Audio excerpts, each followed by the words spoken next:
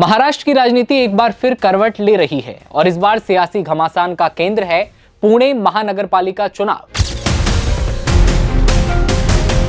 जिस पुणे को महाराष्ट्र की राजनीति की प्रयोगशाला कहा जाता है, वही आज सत्ता, अस्तित्व और वर्चस्व की जंग खुलकर सामने हो रही है। पिछले 7 दिनों से महाराष्ट्र की राजनीति के गलियारों में एक ही चर्चा थी, क्या एनसीपी के दोनों गुट यानी शरद पवार की अगुवाई वाली एनसीपी एसपी और अजीत पवार के नेतृत्व वाली एनसीपी पुणे महानगरपालिका चुनाव में साथ आने वाले हैं।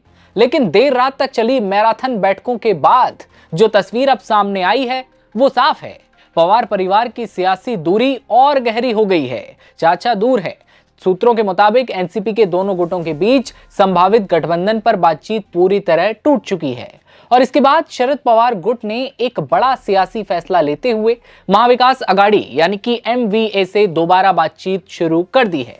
जी हां, ये राजनीति है जहां जरूरत और वक्त के हिसाब से रिश्ते तय होते हैं।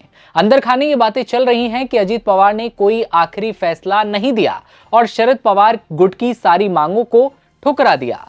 सूत्रों का कहना है कि अजीत पवार ने जोर दिया कि शरद पवार गुट के समर्थित उम्मीदवार केवल घड़ी चुनाव चिन्ह पर चुनाव लड़ें।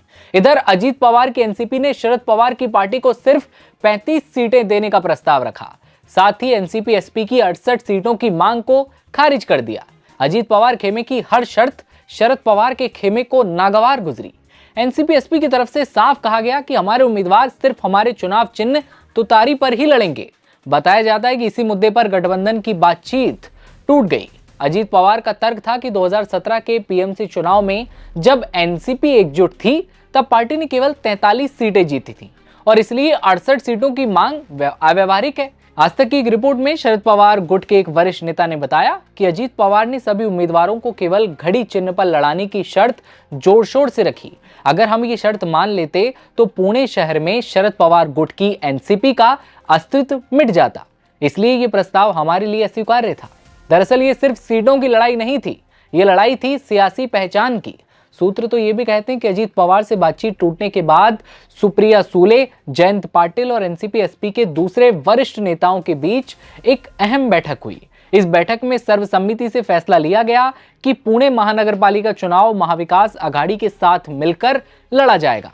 यानी कि अब पुणे में कांग्रेस, शिवसेना, उद्धव बालासाहब ठाकरे वाला गुट और एनसीपी एसपी एक बार फिर एक ही मंच पर नजर आ सकते हैं। हालांकि पिंपरी चिंचवड़ में दोनों एनसीपी गुटों के साथ मिलकर चुनाव लड़ने की संभावना है।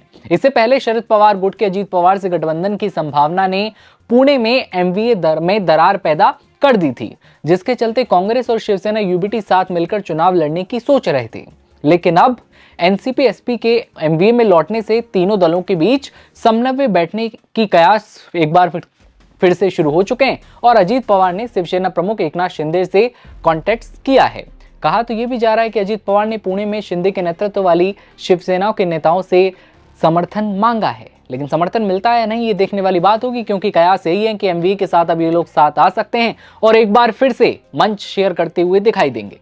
और जैसा कि हमने कहा था, ये राजनीति है जहां पर रिश्ते जरूरत के हिसाब से, वक्त के हिसाब से तय होते हैं। आपको क्या लगता है, एमवीए में क्या ये शामिल होंगे? चाचा की जोड़ी नहीं बन पाई? कमेंट सेक्शन में अपनी राय बताइए और देखते रहिए नवभारत टाइम्स। नमस्कार।